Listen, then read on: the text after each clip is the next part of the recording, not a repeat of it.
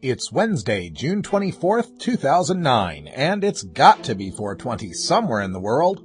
I'm your host, Radical Russ Belville.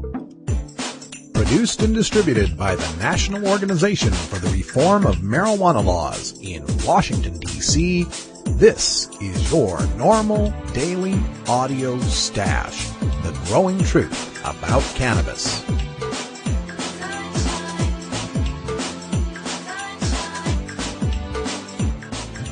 Welcome to the most popular podcast regarding marijuana in all of America and all the world, featuring interviews with scientists, politicians, doctors, prohibition policy activists, regular cannabis consumers, musicians, and NORML staff and NORML's board of directors, along with music and comedy no other podcast can offer.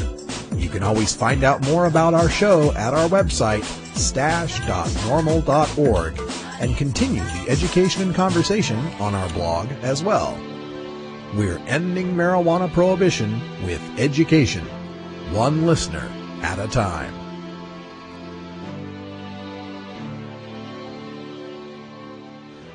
The podcasting and blogging technology for the NORML Daily Audio Stash is provided by Red Aphid Interactive Media. For your professional web design needs, visit redaphid.com.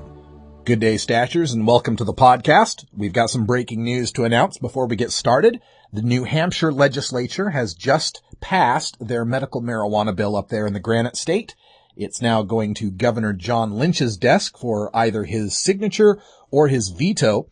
It should be noted that Governor Lynch had a problem with the idea of people growing their own marijuana medicine, and the bill then in the Assembly had that right taken away. So if this passes, New Hampshire will be the first medical marijuana state where patients are not allowed to grow their own medicine, and they are forced to get their medicine from a nonprofit dispensary. And if experience is any guide, the prices in those dispensaries will be about $10 to $15 a gram, $45 to $60 an eighth. In other words, the same price as you're paying on the black market. I kind of question the wisdom of locking in that precedent, but we'll just have to see how it shakes out. Also want to remind everybody that High Times senior cultivation editor Danny Danko will be a guest on Friday for Cultivator's Corner. If you've got any questions about marijuana growing, you can get the answer from one of the world's experts on marijuana growing, Danny Danko. So send those questions in to stash@normal.org. Had a pretty interesting day today. I got a fax from the people at McGraw-Hill, those folks that make the textbooks for high schools and colleges, and they're going to take an article that I had written on 4/20 of 2005 called Drug Testing Does No Good, and it's going to be featured in a management textbook for colleges. So it's my first article to be published in a textbook, so I'm pretty proud of that. You can check out the article online at stash.normal.org, where I've reprinted it. Also, some great videos from Chris Goldstein out there with the Coalition for Medical Marijuana New Jersey. Check those out on the blog. They're probably on page 2 at this point, but you'll want to see this testimony from some medical marijuana patients in New Jersey.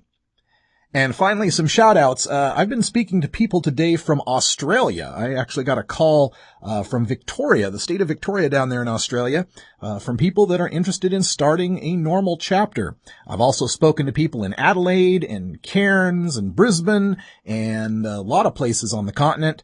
You're all so far apart, though, that we're going to need to start 4 or 5 chapters just to deal with you all. So if you're listening to me down under, please send me an email at chapters@normal.org, and I'll put you in touch with these other Aussies. Also, got a call today from, believe it or not, the state of Connecticut, with an activist there who wants to reform that NORML Connecticut chapter. We're probably going to hold off on that until the fall, but if you're interested in getting involved in Connecticut, send me an email at chapters@normal.org. Now, coming up on today's Daily Audio Stash, we've got your hemp headlines, beginning with the new UN report on drugs that does an about-face and endorses drug decriminalization based on the results in Portugal. You'll be surprised to find out what our drug czar had to say about that. CBS News has a story up called The War on Drugs, which takes a look at the burgeoning popularity of the drug law reform movement. We've got a post from momlogic.com that takes a look at marijuana mamas, and you'll get my commentary on the need for more women in marijuana law reform, and some reefer madness from the state of Oklahoma and their official website's marijuana facts page. It's amazing how many lies they can cram into such a small page. Today is our regular Wednesday dose of cannabis science with Dr. Mitch Earlywine. Today we're going to be addressing that report that came out last week saying that cannabis smoke will damage your DNA. Short answer, no it won't. And we'll talk to Dr. Mitch about that.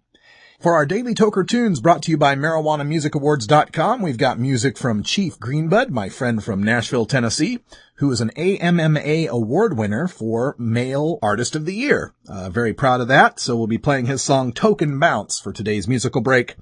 And finally, for our cannabis conversation to round out the show, we're going all the way down to Cape Town, South Africa, the southernmost tip of the continent, to speak with Mike Kavitsky, who's the producer of a movie that features some insight on his friend Terence McKenna, the famous psychedelic pioneer, a movie called Cognition Factor. You can check out more about that at cognitionfactor.net. So I've been speaking with Australia and South Africa today. It must be a Southern Hemisphere day, but wherever you are, it's time for your normal daily audio stash. Hello, I'm Paul Stanford from the Hemp and Cannabis Foundation, or THCF. Medical marijuana is legal in 13 states today, and THCF has clinics in 8 of those states. Our doctors help qualified patients obtain an authorization for medical marijuana in their state. Patients are eligible for medical marijuana with a history of either severe chronic pain and or nausea, cancer, AIDS or HIV, hepatitis, glaucoma, seizure disorders like epilepsy, chronic muscle spasms such as multiple sclerosis or asthma, neurodegenerative diseases such as Alzheimer's, and gastrointestinal disorders like IBS or Crohn's disease.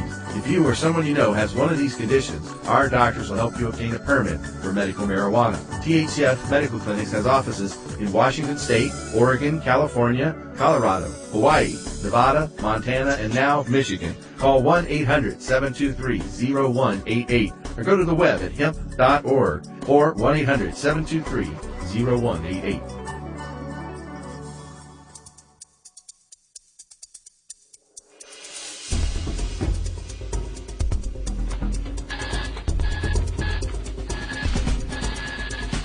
Now it's time to take a look at the latest stories about marijuana from news organizations across America and around the world in our normal daily audio stash, Hemp Headlines. United Nations backs drug decriminalization. From the Huffington Post. In an about-face, the United Nations on Wednesday lavishly praised drug decriminalization in its annual report on the state of global drug policy. In previous years, the UN drug czar had expressed skepticism about Portugal's decriminalization, which removed criminal penalties in 2001 for personal drug possession and emphasized treatment over incarceration. The UN had suggested the policy was in violation of international drug treaties and would encourage drug tourism. But in its 2009 World Drug Report, the UN had little but kind words for Portugal's radical, by U.S. standards, approach. Quote, "These conditions keep drugs out of the hands of those who would avoid them under a system of full prohibition, while encouraging treatment rather than incarceration for users. Among those who would not welcome a summons from a police officer are tourists, and as a result, Portugal's policy has reportedly not led to an increase in drug tourism," end quote, reads the report. Quote, "It also appears that a number of drug-related problems have decreased. The International Narcotics Board was initially apprehensive when Portugal changed its law in 2001, but after a mission to Portugal in 2004, it, quote, noted that the acquisition, possession, and abuse of drugs had remained prohibited and said, quote, the practice of exempting small quantities of drugs from criminal prosecution is consistent with the international drug control treaties, end quote. Also, for the first time, the report addresses legalization, but argues against it. by writing, quote, "Why unleash a drug epidemic in the developing world for the sake of libertarian arguments made by a pro-drug lobby that has the luxury of access to drug treatment?" End quote. Unfortunately, that perception exists because it's a report on drugs, not cannabis alone. It would be laughable to exclaim that legalizing marijuana alone is unleashing a drug epidemic in the developing world. Considering how 47% of all drug arrests in America are for cannabis, and a large proportion of funds expended worldwide on drug prohibition are spent on cannabis eradication and prohibition, legalizing marijuana would give drug control offices worldwide more resources to deal with the addictive drugs that are unleashing a drug epidemic in the developing world. One thing we desperately need to do as reformers is to decouple drugs from cannabis. We also need to emphasize that legalization is a very broad term. We need to point out that both morphine and aspirin are drugs, and both are legal, but we regulate them very differently. Beer and Bacardi 151 are both legal drugs, but you can get one in any supermarket and the other only at the adults-only liquor store. Alcohol is federally legal, but in California you can get spirits in the supermarket, and in Utah you've got to jump through a ton of hoops, and in some counties in America you can't get it at all. So when we are calling for marijuana legalization, it doesn't mean that we want heroin and crack sold in convenience stores. It doesn't even call for marijuana to be sold in convenience stores. It doesn't even mean your local government has to allow marijuana, period. We just figure if we can come up with a regulatory system that allows adults to purchase and responsibly enjoy Bacardi 151 rum, we should be able to regulate something far less dangerous.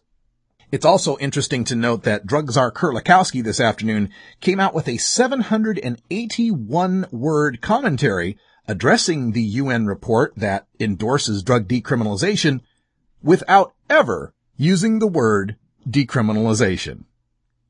Come on, drug czar, take off the blinders. You know decriminalization works. You've seen low priority in effect in Seattle. It's time to stand up for the truth.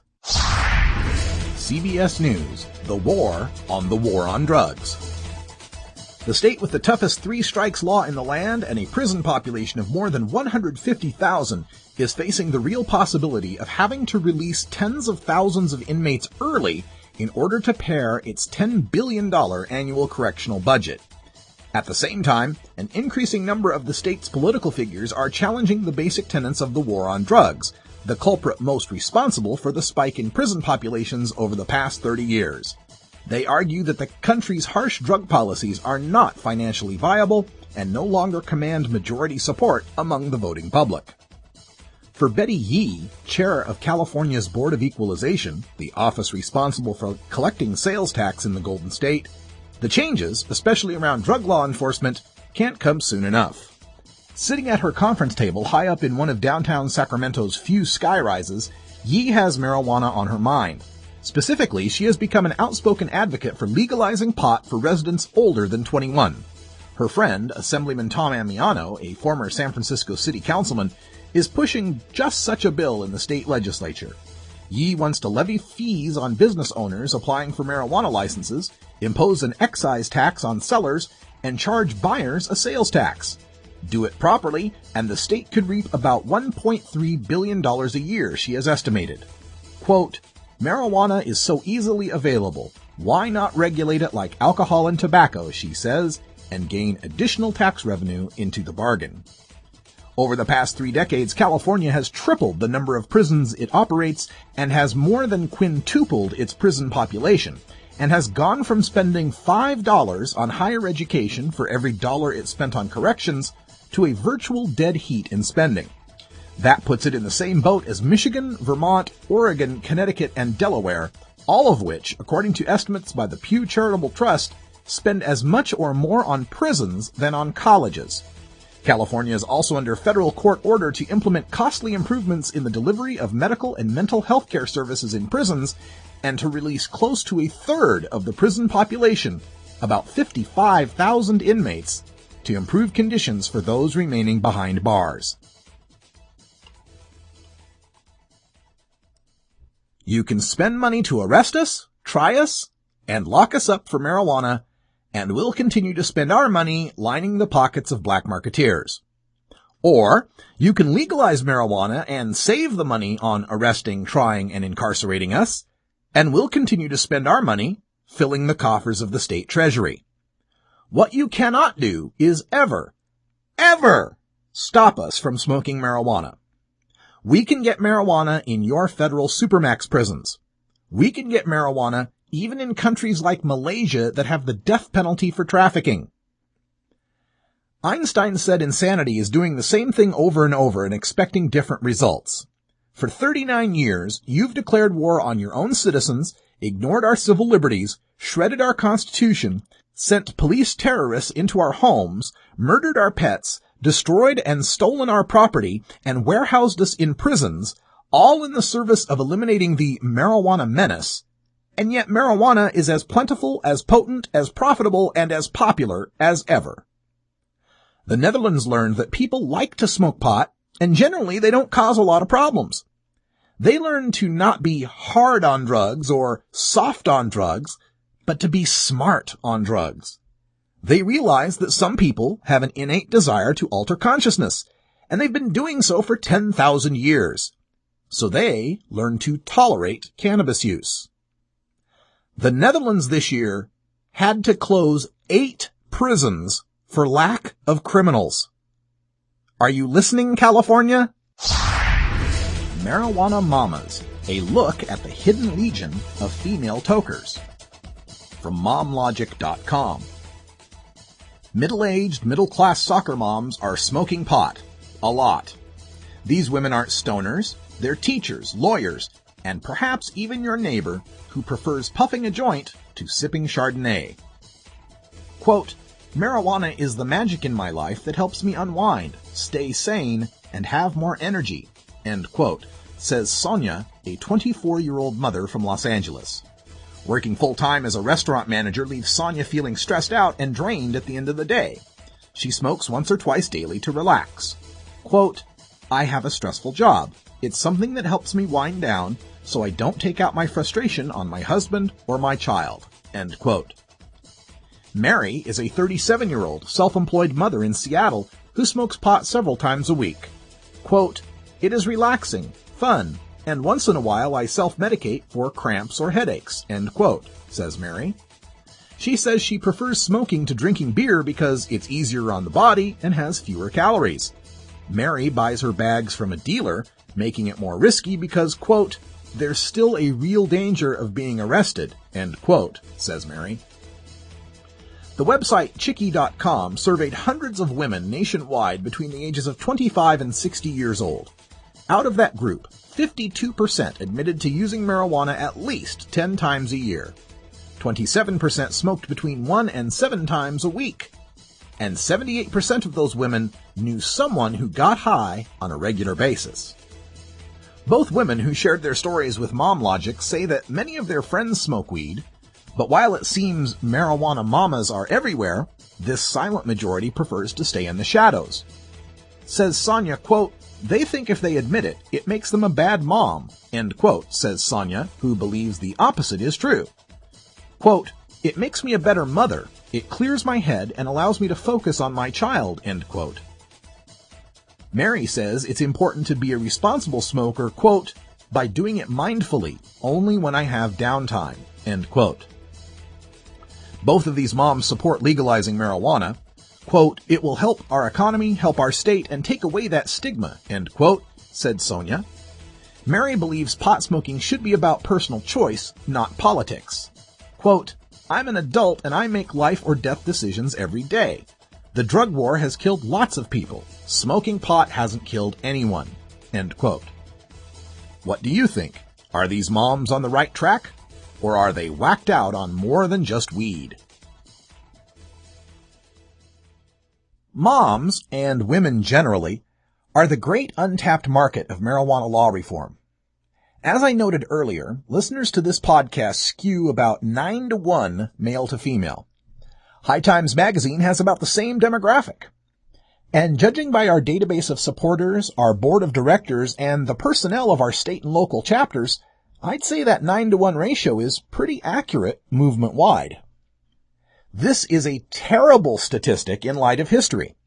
When we look back to the movement to end alcohol prohibition, it was the efforts of women like Pauline Sabin that fought back the prohibitionist mindset of those who'd impose their own morality on others' private behavior. Here on the West Coast, we're blessed to have tremendously accomplished women leading the charge for marijuana reform. NORML has recognized some of these women with the Pauline Sabin Award in honor of and recognition for the crucial need and importance of women leadership in ending marijuana prohibition, including Washington State ACLU's Allison Shin Holcomb, Oregon NORML's Madeline Martinez, and California's Mickey Norris, head of the Cannabis Consumers Campaign, just to name a few. Personally, I rose up through Oregon NORML, which is not only female-led, but also a majority female board. But we need more than just a few female leaders. We need female foot soldiers, regular cannabis consumers like Sonia and Mary, to come out of the closet. When we men make the argument to end prohibition, we appeal to logic and reason, facts and science, cold utilitarian arguments. The appeal of prohibition to its supporters, however, has nothing to do with those, and everything to do with morality and home and, lest we forget, what about the children? Women can appeal to the emotional side of the argument, the fears about family and morality, as Pauline Sabin demonstrated in the early 20th century.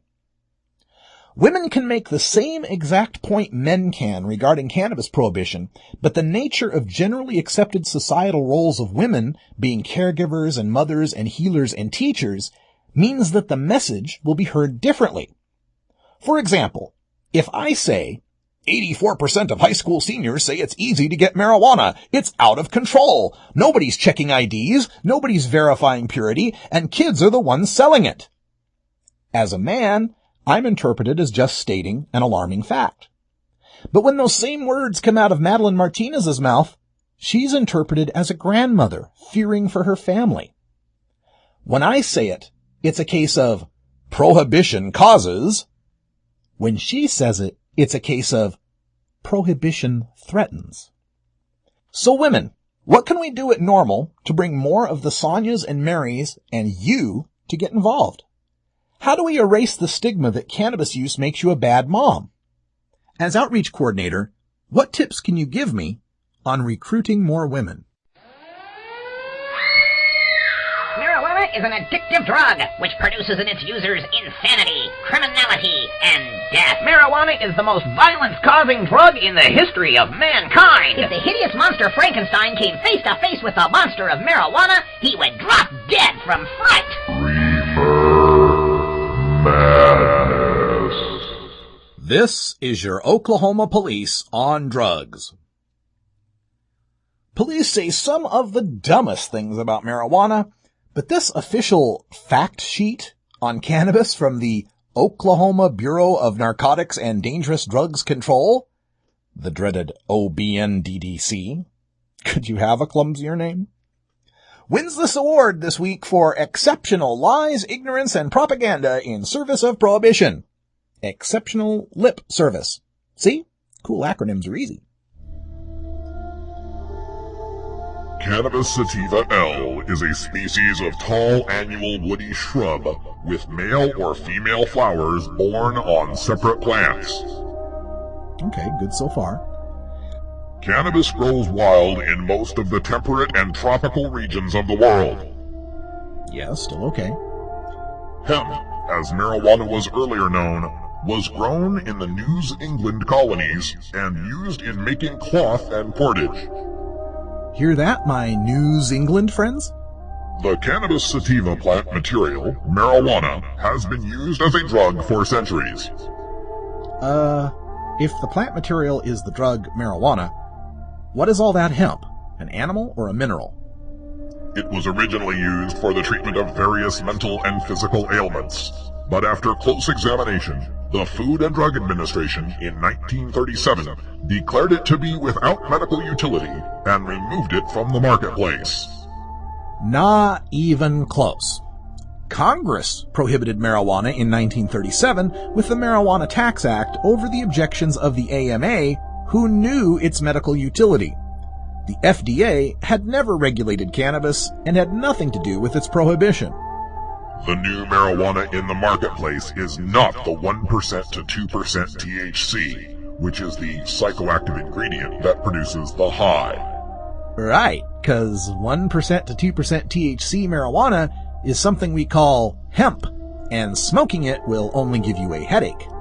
Today's new cultivation methods are producing a drug with up to 30% THC, or 3,000% higher than the old 1960s to 1980s available marijuana. Wow! That's my first super pot is 3,000 times stronger than Woodstock weed reference. My previous best was only 400 times. But at least the math is correct. If you compare 1% industrial hemp that nobody smoked in the 1960s to the 30% THC hash oil that makes up a tiny sub-percentage of the cannabis seized, then yes, it's 3,000% stronger. It's also as meaningful as noting that Pabst Blue Ribbon beer is 3,000% more potent than O'Doul's. Some people argue marijuana should be legalized for both medical and recreational use. But medical studies show how dangerous this idea would be. New data has shown that marijuana smoke has a higher concentration of carcinogenic substances than tobacco smoke. Yeah, this is somewhat true, but ignores that THC mitigates these carcinogens with an anti-tumoral effect. It is linked as a cause of lung problems such as bronchitis. Yes, but not if you vaporize it. And emphysema. No, not true. And studies confirm damage to brain cells. Not true, and may actually protect alcoholics' brains, and may be a treatment for brain cancer. Damage to nerve cells. No, and may actually stimulate nerve cell growth in the brain. And damage to reproductive organs, which have led to stillbirths and birth defects. Not at all true, and don't you think we'd see more hippie kids with birth defects if it were true? In addition, acute memory loss. No long-term memory problems, and only short-term memory problems while high. And lowered immune systems have also been traced to marijuana smoking. Right. That's why doctors give medical marijuana to HIV/AIDS patients.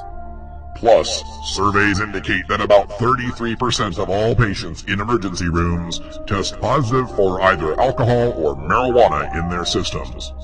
Which just means the ones who tested for marijuana had some in the past few days, and not that marijuana caused the visit. Congratulations, Oklahoma. I now declare you the most reefer-mad state in the Union.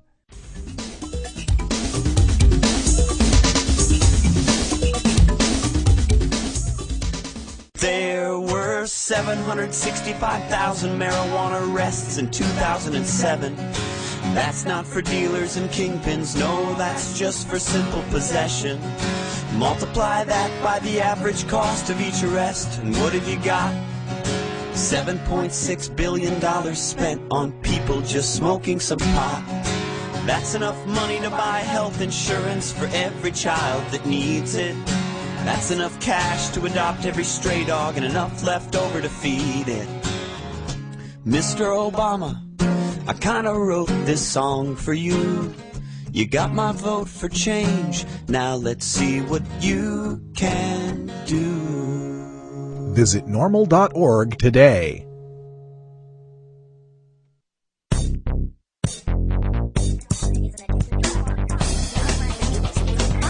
Who is telling you the truth about marijuana?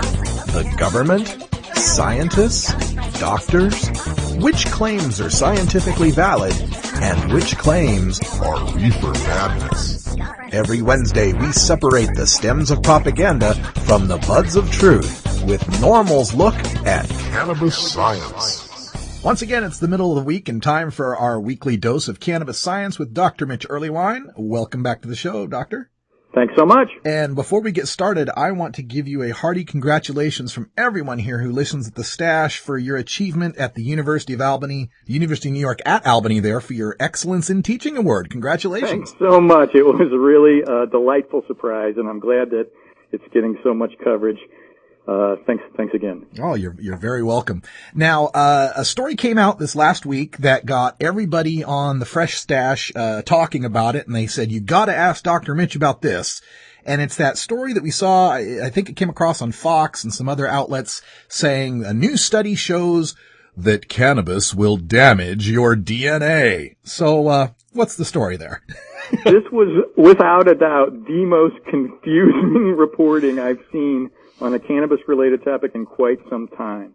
Some researchers doing a really great job working with the thymus gland of the calf, okay, we're talking sweetbreads here, showed that, in fact, if you expose them to lots and lots of marijuana smoke or tobacco smoke, you do get some changes in the way the DNA is in those cells. Okay. Unfortunately, people have thought this meant that they're going to smoke pot and have kids with one eye in the middle of their head, that their DNA was going to be damaged, and that's not consistent with this at all. Even the researchers go on to say, well, this kind of DNA damage in cells might be related to cancer, but as we've seen from actual data from humans, particularly Don Tashkin's work, we find that no, there aren't long-term impacts, at least on lung cancer, in many a cannabis user studied over decades in Los Angeles. So clearly this is not the result people were pretending it was. I also want to emphasize that if this had turned out the other way, that if tobacco had created this damage but cannabis had not, I honestly doubt we would have seen this kind of coverage. And in some ways that's my new way of evaluating a news story, is if it had turned out the other way, would it be worth reporting? And that kind of tells you how alarmist this sort of stuff is. What is it that they were trying to determine in this experiment, using these calf cells? I mean, how does that relate to human health or to diagnostics or anything? Well, it's neat because these guys are actually discovering some neat things about cancer and something called acetaldehyde, which is a compound that we see that's probably a carcinogen and is in a whole lot of products related to industry and pollution and tobacco smoke. And they thought, oh, well, here's another source of this. Let's see what we can do to see if this functions the way other things function. But again, we're talking at the cellular level here, not even in humans. And yeah, it does create this odd change in DNA structure at the cellular level when you basically smoke 10 cannabis cigarettes right around the calf thymus. But it just doesn't really suggest a reasonable parallel to humans. If we're concerned about cannabis creating cancer, of course, we've already talked about how the vaporizer decreases a whole lot of these potentially toxic components of smoke. And this kind of neglects the idea that THC does seem to have these properties that sort of decrease the development of tumors rather than increase its development, which unfortunately nicotine goes in the opposite direction and actually seems to make tumors markedly worse. So again, I'm not saying cannabis smoke is your first choice of breathing things, but these kind of data have been completely misinterpreted, particularly with this idea that DNA is involved and making everybody worry that basically their sperm is getting mutated. Yeah, like I'm always fond of quipping, if marijuana was so bad for the sperm, that would explain why the Rastafarians died out. Exactly. No. And I assume everybody's heading to Thailand for the food. Yeah. Right. Now, this also leads me to another story, speaking of carcinogens, and this was the story that broke out of California with their EPA, their Environmental Protection Agency out there in California, now listing cannabis smoke as a carcinogen according to their Prop 65 law. What do you think about that designation? It's funny because when you put these things right next to each other, the tobacco smoke and the marijuana smoke, well, you do see a whole lot of parallels except for that one key element, which is nicotine and versus THC in the cannabis smoke. And again, I feel like this kind of neglects the long-term impact of these. And a lot of those EPA-type decisions are just based on, let's take a look at what's in here not let's take a look at what's in here and anything that might counteract the effects of what's in here. Right. So I feel like this is something that they may have felt a lot of pressure to do given the things that are usually listed in cannabis smoke and how they parallel tobacco smoke. And tobacco smoke, rated as a carcinogen, does fit a whole lot of data. So I understand the pressure to do it this way, but I feel like this is alarmist. My concern is that this is going to turn into some kind of way to basically show prejudice against medical cannabis users who may need to step outside and use their medicine and suddenly are getting told, oh no, you're a carcinogen, run away, run away. Mm-hmm. Yeah, and that also leads me to wonder if there's been any studies on secondhand cannabis smoke that you're aware of. The only ones that have shown up in the literature are all related to if secondhand cannabis smoke can produce a positive urine screen, and it doesn't really look like that's the case unless you're in quite the foggy little hot box there. It really isn't probable that you get a positive urine screen just because you held the joint and passed it or happened to be in a normally ventilated room where 3 other people were smoking. Yeah.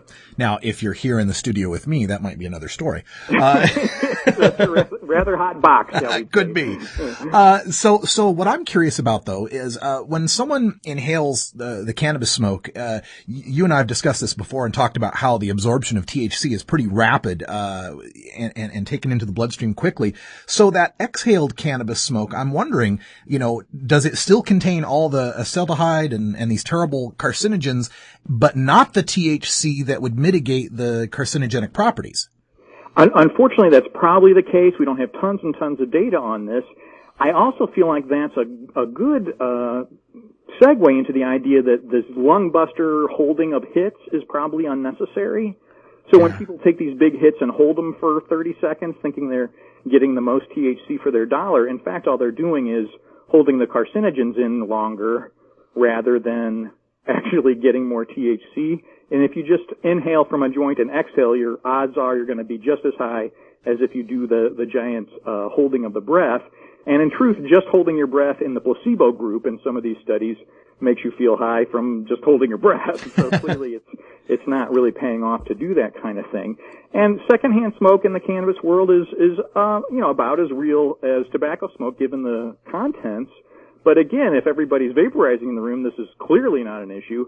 And, stay in a well-ventilated area, and at least this time of year, by all means, go outside, enjoy nature while you're partaking. Sure. And I want to let everyone know, too, as far as that California EPA decision goes, it's not like the EPA there studied cannabis smoke to determine, yes, it causes cancer. All they're doing is they've got a list of chemicals, and if that chemical shows up, check. They've got to, list it as a carcinogen. They're not counting, the synergistic effects of the other chemicals. Exactly. That's absolutely the case. And in fact, when you look at that list, it looks just like tobacco smoke. And so I completely understand their predicament, because if they then didn't declare this, all the folks in the tobacco lobby are going to be nailing them to a cross. Yeah, absolutely. So, before we let you go, Doctor, I know that you've got a new book coming out pretty soon. I want to give you a chance to tell people about that, because I know it's probably getting close to being released. Yeah, it should be in the next week or two. Substance Abuse Problems, it's called, and it's part of the treatment series by the American Psychological Association. I was really flattered to be invited to use it and to write it. It's really for clinicians, but anybody who really wants to understand how psychotherapy with the addictions in general works, it would be a great thing to have. And I also recommend it for if you're seeing a therapist and you just don't feel like the therapist is clicking with you. Grab this book and see if the qualities I describe and some of the techniques I describe are consistent with what your therapist is doing. And if not, by all means, find another one. This is definitely a buyer's market now in almost all domains. And if you don't feel like you're getting that kind of relationship that really resonates with a clinician who you're working with, take a look in this book, see if they're doing what I say they ought to be doing, and go from there. Is there any online outlets where people can get access to this book or to purchase it? Amazon has it right now, and I believe it's $2 off there. And the American Psychological Association is plugging it from their website as well, apa.org. All right. Well, thanks again for joining us, Dr. Mitch. And we want to remind everyone, if you have questions for Dr. Mitch Earlywine about marijuana, cannabis, hemp, whatever you want to call it, you can send them to 420research@gmail.com, and we'll answer them right here on the show. And thanks for joining us again, and take care. Oh, my pleasure. Take care. It's tough talking to kids about marijuana, especially if you might be a parent who dabbled a time or two in your youth. So to help you out, get your copy of Dr. Mitch Earlywine's latest book, A Parent's Guide to Marijuana. Dr. Earlywine is an associate professor of psychology at the State University of New York at Albany and an expert on the studies concerning marijuana, its effect on health and society, and the methodology behind the statistics. He is a frequent guest here on our daily audio stash. Dr. Earlywine lays it all out without the propaganda and scare tactics that parents know won't work with teenagers. He presents a rational understanding of cannabis, what it is and what it isn't, and why kids shouldn't be using marijuana. You can order today through Amazon.com or check our links at our blog, stash.normal.org.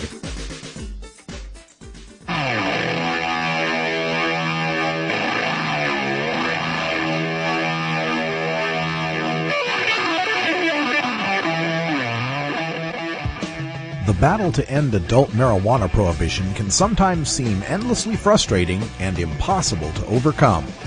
One way we bond as a community and draw strength to continue is by rejuvenating our spirit through art and music. The Marijuana Music Awards exist to recognize those sonic artists in all genres of music who feature a ganja-friendly message to motivate and inspire all the cannabis community. Our daily Toker tunes, brought to you by MarijuanaMusicAwards.com, feature the finest in blues, rock, jazz, hip-hop, rap, reggae, country, bluegrass, and dance music to enhance that 420 feeling and refresh all you stashers for another day on the front lines of the drug war. Enjoy this cut from MarijuanaMusicAwards.com and visit our blog at stash.normal.org to learn how you can vote for your favorites and enter your Toker tunes in the 2009 Marijuana Music Awards.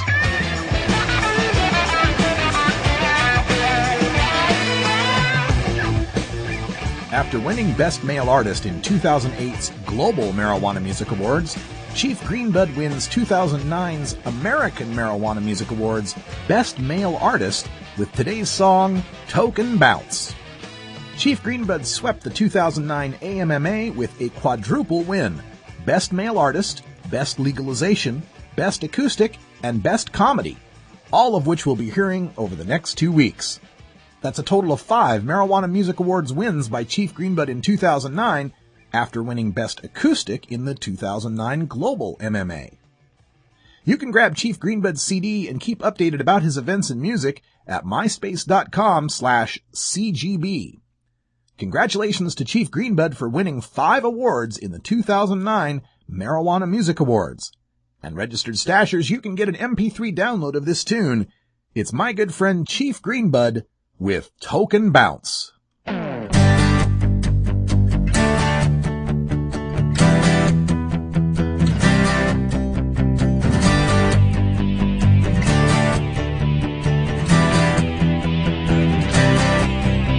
I fully understand you wanna get me high.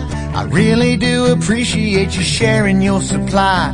I really like your bong, but I can't hang very long, so let me rip it one more time and then you gotta let me fly. Toke and bounce, 'cause there's a lot of other kiddies, got a lot of other stickies, and they wanna get me high. I better get busy, gonna toke and bounce. I had a really killer time, you've got some really killer smoke. Yeah, you can take my picture as I take a last token bounce. Token bounce. Token bounce.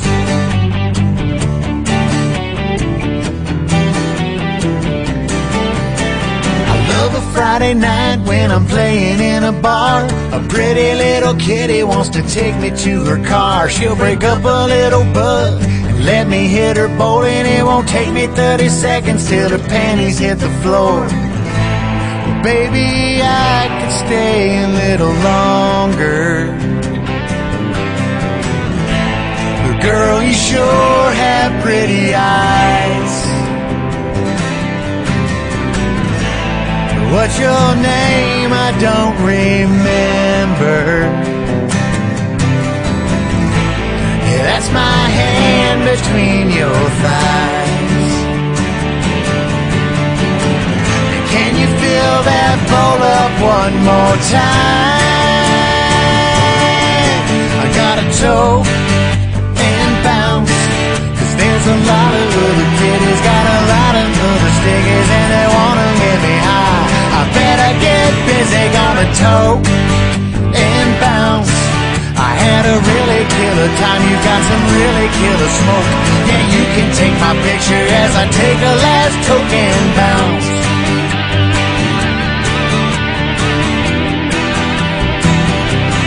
Toke and bounce.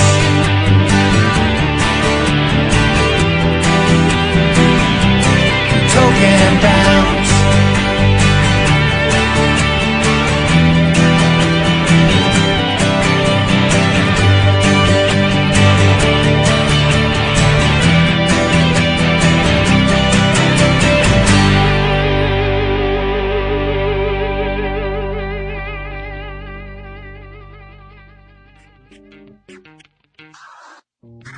76% of Americans no longer support arresting and jailing marijuana smokers, and nearly as many support the medical patients having access to medical marijuana.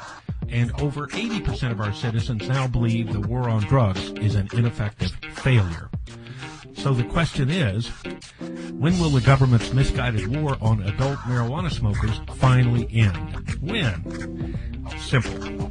When you and your like-minded friends, family, and coworkers get involved with an organization such as the National Organization for the Reform of Marijuana Laws, also known as NORML. My name is Keith Stropp, and I founded the organization in 1970. Contact us at NORML, toll-free, 888-67-NORML, or by visiting the organization's up-to-date webpage at www.norml.org.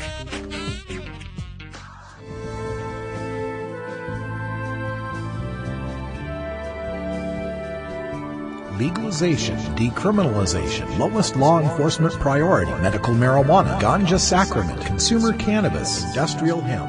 The world of marijuana law reform involves many different aspects of cannabis that intersect nearly every public policy discussion in America, including healthcare, the economy, global climate change, law enforcement and prisons, immigration, religion, free speech, energy policy, and war. Now we take a look at how re-legalizing marijuana will change the world in our NORML Daily Audio Stash, Cannabis Conversations. Here at the NORML Daily Audio Stash, we always like to keep you informed about the latest movies and entertainment that are going around, giving us a little bit of insight in our history and some of the important people that have helped to make this reform movement as popular and as successful as it has been.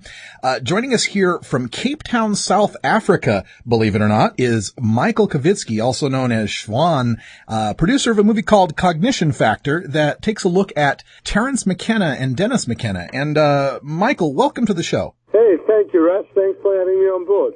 Let's inform some of our listeners, because they might be, some of these people are going to be a little bit younger and they may not know exactly who Terence McKenna is. Can you give us a brief thumbnail sketch of who he is and why he's important? Well, Terence McKenna carried the torch after Timothy Leary, if you like. They were both Irish Americans, and they both had the gift of the gab. And I think Terence did a lot to popularize the psychedelic movement, as did Leary. Some people would disagree about the Leary statement, but most people would say that Terence devoted his life to the decriminalization of the plant. Exactly.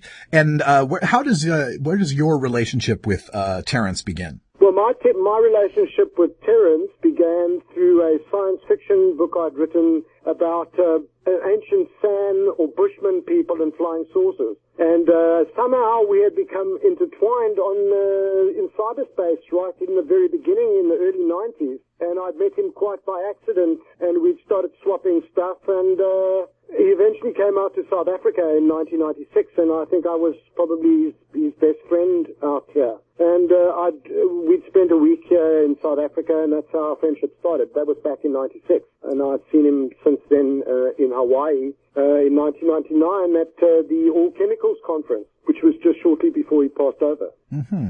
All right. Now, this movie now, Cognition Factor, I kind of introduced you as the producer, but I know you wanted to say that there's a whole lot of people that worked on this movie. How long has this project been in the works, and who else would you like to, thank about this project? Well, if you talk about the works, let's talk about the subconscious, because, if you want to say when did it start, well, the glimmers started back in the 90s. But, yeah, as it got into, post-millennium psychosis in the early 21st century, it started coming together as a project. And the footage that I'd shot back 10 years, some of the footage 10 years ago, started coming into play with stuff that I was doing in the present. And in that respect, Dennis McKenna had a lot to do with it, because Dennis agreed to come on board and to comment on Terence, basically, which was a bit of an eye-opener. Mm-hmm. Because, I didn't know Dennis at all. I'd only known Terence. So right. So a learning experience. Yeah. So the movie is called Cognition Factor, and is this a biographical movie? Is it trying to tell a story, make a point? What are people going to find when they go and see this movie? Well, I think the first thing is that it's not really a movie. Yes, it's an hour. Yes, there's film. Yes, there's audio. Yes, the orb are playing. Yes, it's more like an audio-visual construct designed to crash test your brain. I think that would be the way to describe it. If you're going to see a movie, if you think you're going to see a movie, you might be disappointed. So it's not your typical telling a story, act 1, act 2, act 3 kind of thing, but more of an experience? Well, there are acts in as much as that you have the question. But the questions are very basic. Are we evolving as a species? What is consciousness? What is the nature of God? Will science and spirit combine ever to, take us higher? And of course, the final big one is, which everybody's interested in, is what happens when you die. Mm-hmm. So that's the plot. Okay. Such as it is. Kind of a introspective sort of movie, I'd guess.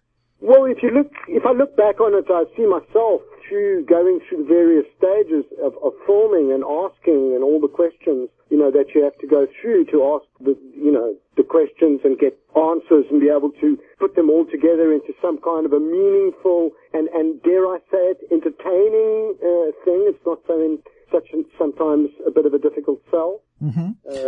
Esoterica, as it were. Yeah. Now, you had your world premiere on the solstice. How did that turn out? How's the reaction been? Well, we've had mixed reaction. We had quite a slow response in London. We had a sellout in New York. We had a slow response in Toronto. We had a sellout in Cape Town. We had a slow response in Sonoma. It was a beautiful day. It happened in the afternoon. But we had a sellout in Byron Bay. So, I would say it's early days yet. The people that saw the movie, I've had mostly positive response. I get rage response as well. People don't get it, or they get annoyed with being taken out to be entertained, and maybe they have to think a bit much. That's why we call it a smart movie, but that's like a kind of, my marketing department, such as it is, tells me don't say that. Screw that. Well, it sounds to me as if it's not a passive sort of entertainment experience. It's more something that you're going to have to dedicate some of your thought power to. So I don't think a smart movie is necessarily a bad way to put it. Yeah, but it does upset some of the stupid people. Oh. If you know what I'm saying. So, you always knew, if you were smart, you kept it to yourself, you kept your head down, and the stupid people scream and shout, and you just let them get away with it, But, how much can you take? That's the question. Yeah, exactly. See the movie. Yeah. Now, this movie, Cognition Factor, where and when will people stateside here in the United States be able to see it? Is it still showing, and is it going to be expanding to other cities? The happy fact for everybody is if you go on to Amazon.com and you type in Cognition Factor, it will relieve you of your social debt. Oh. And probably a few dollars as well. Well, that's good. Or, you could just go to the cognitionfactor.net site and buy it straight from the Cognition Factor site, or you could wait for it to come on circuit. But with things the way they are, I mean, I had interest from mainstream originally until I started talking about stuff like Smart Movie and that, and then it kind of, I think, between that and the stock market collapse. Yeah. Or maybe that's why, Well, yeah, people don't have as much disposable income to go see movies, perhaps. But it's I've only been up selling it for a week or two, and I must say I'm getting sales every day. Well, good. Well, we hope we throw some more your way too. Yeah, well, it's an interesting copybook experience because the DVD itself is not, it's like an Xbox 360 game. It's for gamers. It's like it's like for young people, but, young people are so much wiser than we were when we were young. Yeah, that's true. And they've had the luxury of being able to stand on the shoulders of giants like Terence McKenna and Timothy Leary and these people who've blazed the trail beforehand. Now, for some of our listeners, we got some young. Let's even mention the granddaddy, Hugh Hefner. Oh, well, Hugh Hefner, of course. Now, we have some of our listeners are going to be younger and maybe not know as much about Terence, but then again, some of our listeners are longtime members of this movement and probably know a ton about Terence McKenna. Is there anything they'll find in this movie that would surprise them or that they maybe didn't know about Terence McKenna? Well, if they think they're going to come to the movie and see rehashes from YouTube, they're going to be sadly mistaken because this is all stuff that's shot by me. Okay. And nobody else has it. Okay. So that's, the one surprise is that it's all new material of Terence, and he's, actually in a wonderful state of mind in the Maluti Mountains in South Africa with no thought police attached. And besides that, there's a nice swing between Terence and Dennis, and you see how it might have gone down between them in the way they thought. That the one would take the thought and they would bounce it back and forth. You can see Dennis is a more practical person just for a start. Right. So, you start, it's like the peeling of the onion as you go down to start recognizing maybe trace between Terence and Dennis, between you and your brother. Yeah. It's an interesting experience. Yeah, and I'm really looking forward to getting my hands on a copy of this movie. The movie is Cognition Factor. You can get a copy of it through Amazon, or you can go right to the website at cognitionfactor.net. And before we let you go, Michael, anything else you'd like to tell our listening audience about yourself, the movie, Terence, or anything? Well, Terence, I'd like to say that it was a pleasure meeting him, of course, and it was just as much of a pleasure meeting Dennis. Well, I spent 2 weeks with him, had a wonderful time on the Costa del Sol. We had a lot of fun. So, mixing it up, it's like the whole movie's like a techno groove. It's like a mixture of life. It's coming down as it was. No script. Excellent. It took me much longer, but no script. Yeah. Well, it sounds like an experience that I think most of our listeners will really, really enjoy. I'm going to encourage them to check out Cognition Factor at cognitionfactor.net. Michael Kavitsky is one of the people who's brought this movie to you and shot a lot of the footage for it. Calls us from Cape Town, South Africa. You're my first South African to speak to, so thanks for joining us here on the Daily Audio Stash. Thank you very much for having me on board. It's been a pleasure. Thank you for downloading the NORML Daily Audio Stash, the growing truth about cannabis. We are produced by the National Organization for the Reform of Marijuana Laws in Washington, D.C. Our executive producer is Alan St. Pierre. Our deputy director is Paul Armentano. Our webmaster is Brian Judy. And web production is provided by Red Aphid Interactive Media. As always, you can catch up on the latest information about marijuana at www.norml.org. And you can interact and download from our Audio Stash blog at stash.norml.org.